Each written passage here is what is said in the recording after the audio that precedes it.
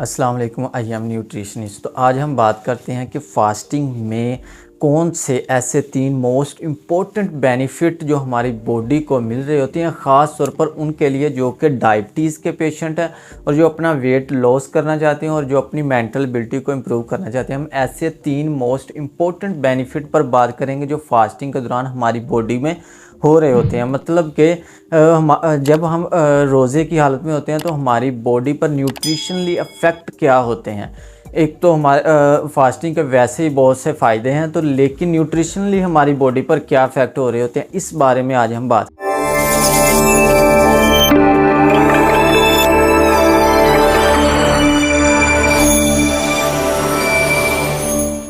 करेंगे। तो सबसे पहले हम बात करते हैं कि डायबिटीज़ के पेशेंट के लिए कैसे फास्टिंग बहुत ही मुफीद साबित है। तो जैसा कि देखें कि ये हमारी जो कि इंसुलिन सेंसिटिविटी को इम्प्रूव कर देती है, हमारी बॉडी के ग्लूकोज लेवल को मेंटेन कर देती है। तो ये किस तरह करती है और ये कैसे करती है, तो इसके एक मैं छोटे से मतलब सिंपल वे में आपको बताऊंगा कि ये किस तरह हमारी बॉडी में इफ़ेक्ट करती है और किस तरह हमारी बॉडी के मैकेनिज़्म को चला रही होती है। तो हम बात करते हैं कि इंसुलिन क्या है। इंसुलिन प्रोटीन नेचर होती है जो हमारे ब्लड में मौजूद होती है, और जो हमारे पैनक्रियाज होते हैं जो कि इंसुलिन को, पैनक्रियाज हार्मोन्स होते हैं जो कि इंसुलिन को प्रोड्यूस करते हैं, जो कि हमारे ब्लड में मौजूद होती है। तो हमारे सेल एनर्जी के तौर पर ग्लूकोज को यूज़ कर रहे होते हैं, और जब हमारे सेल को एनर्जी रिक्वायर होती है फंक्शन परफॉर्म करने के लिए, तो वो रिस्पॉन्ड करते हैं इंसुलिन को। तो इंसुलिन हमारे ब्लड में ग्लूकोज को सेल में इंटर कर देती है, तो हमारे सेल उसको एनर्जी के तौर पर यूज़ कर लेते हैं। तो इसी तरह जब हम फास्टिंग के दौरान हम कुछ इनटेक तो नहीं कर रहे होते, लेकिन हमारे ब्लड में जो ग्लूकोज होता है वो हम सारा दिन हमारे सेल उसको एनर्जी के तौर पर यूज़ करते रहते हैं। तो इस तरह हमारा ग्लूकोज लेवल कम हो जाता है। तो जो डायबिटीज़ के पेशेंट होते हैं उनका ग्लूकोज लेवल अबव होता है, वो मेंटेन हो जाता है, तो वो डायबिटीज़ की कंडीशन से बाहर आ जाते हैं। तो ये डायबिटीज़ के पेशेंट के लिए बहुत ही मुफीद होता है। तो ये यहाँ पे एक मोस्ट इम्पोर्टेंट क्वेश्चन ये पैदा होता है कि जो पहले ही मेडिसिन यूज़ कर रहे हैं डायबिटीज़ के लिए, इंसुलिन ले रहे होते हैं, मतलब कि कम कर रहे होते हैं ग्लूकोज के लेवल को, तो उनके लिए क्या करें।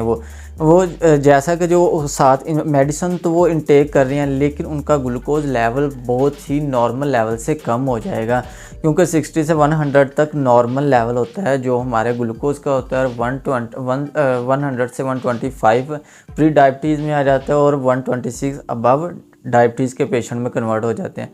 तो जो भी मतलब कि वो हाइपोग्लाइसीमिया की कंडीशन में चले जाते हैं, जिनका ग्लूकोज लेवल कम हो जाता है। हाइपोग्लाइसीमिया क्या होती है? हाइपोग्लाइसीमिया में हमारा ग्लूकोज लेवल नॉर्मल, मतलब कि हमारा जो ग्लूकोज लेवल होता है वो नॉर्मल कंडीशन से कम हो जाता है, जिसमें हम हाइपोग्लाइसीमिया की कंडीशंस में चले जाते हैं। तो ये बहुत ही ख़तरनाक होता है पेशेंट्स के लिए। तो इन चीज़ों का हमें फास्टिंग के दौरान ख्याल रखना चाहिए कि ये कैसे हम मेडिसिन को यूज़ करें या ना करें। जिनको नॉर्मल रूटीन में वो इनटेक कर रहे होते हैं, मेडिसिन ले रहे होते हैं, तो वो अपनी मेडिसिन को छोड़ भी सकते हैं, क्योंकि उनका ग्लूकोज लेवल पहले ही फास्टिंग में कम हो रहा होता है। और ये डिपेंड करता है कि आप आफ्टर फास्टिंग क्या इनटेक कर रहे होते हैं, उनका जो डाइट ले रहे होते हैं उसका ग्लाइसेमिक इंडेक्स क्या होता है, वो आपके ग्लूकोज पर क्या इफेक्ट करती है। तो इसलिए आपको इफ्तार के वक्त बहुत ही डायबिटीज़ के पेशेंट के लिए डाइट बहुत ही मतलब कि रीज़नेबल होती है, बहुत ही इम्पोर्टेंट होती है जो इनटेक करते हैं। तो अब हम बात करते हैं दूसरे बेनिफिट पर कि जो वेट लॉस में ये किस तरह फास्टिंग बहुत ही मुफीद साबित होता है। सबसे पहले रिस्ट्रक्शन, मतलब कैलोरीज रिस्ट्रक्ट हो जाती हैं और ये फ़ैट बर्न हो जाती है। ये किस तरह होती है?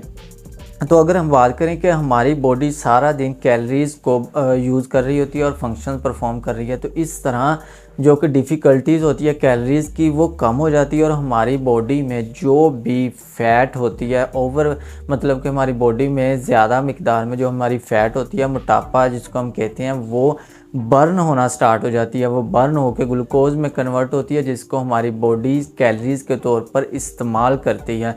तो इस तरह ड्यूरिंग फास्टिंग जो भी अपना वेट लॉस करना चाहता है वो मतलब कि फ़ास्टिंग ज़रूर मतलब रोज़ा लाजमी रखे, क्योंकि रोज़े की हालत में उसकी तमाम कैलोरीज़ यूज़ होती रहेगी और उसका डेली रूटीन में वेट कम होता रहेगा वो। और क्योंकि इसका मेटाबॉलिज्म बहुत हाई हो जाता है, मतलब इंक्रीज़ हो जाता है मेटाबॉलिज्म ड्यूरिंग फास्टिंग, क्योंकि हम जब सहरी के वक्त खाना खा लेते हैं तो सारा दिन हमने स्टमक में कोई भी चीज़ इनटेक नहीं करनी होती, कोई भी चीज़ कंज्यूम नहीं करते, तो हमारा स्टमक ओवरलोडेड नहीं होता।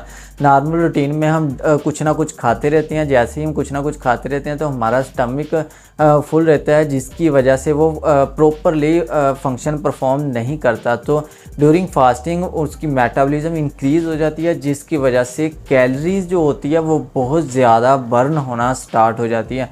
तो जिसकी वजह से जब कैलोरीज़ बहुत ज़्यादा बर्न होना स्टार्ट हो जाती है तो हमारा जो वेट होता है वो लॉस होना स्टार्ट हो जाता है, वो कम होना स्टार्ट हो जाता है।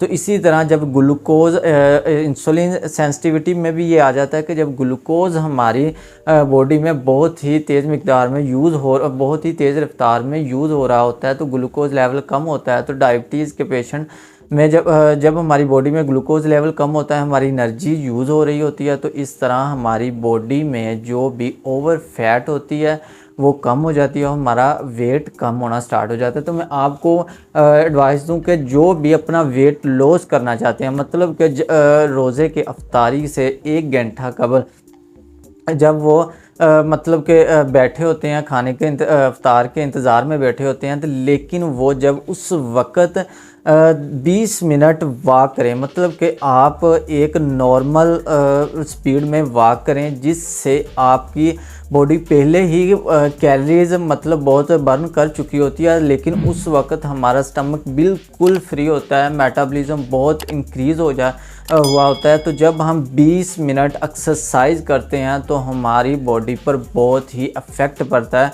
हमारी बॉडी बहुत ही कैलोरीज बर्न कर देती है।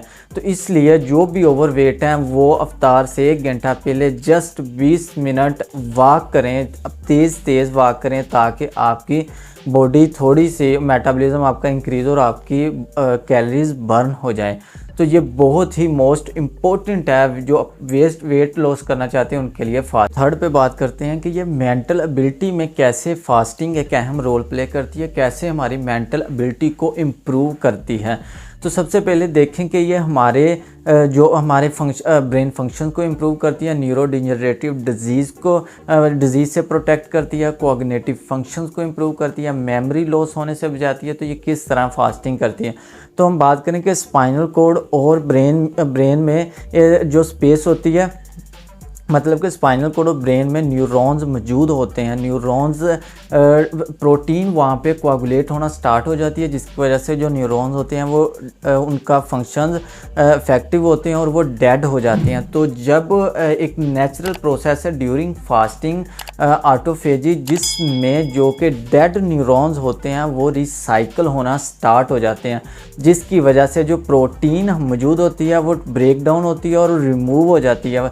तो इससे हमारा ब्रेन डिजनरेटिव डिजीज़ से महफूज हो जाता है, अल्जाइमर डिजीज़ से महफूज हो जाता है और हमारे कोऑग्निटिव फंक्शंस इंप्रूव हो जाते हैं और मेमोरी लॉस से हम महफूज हो जाते हैं।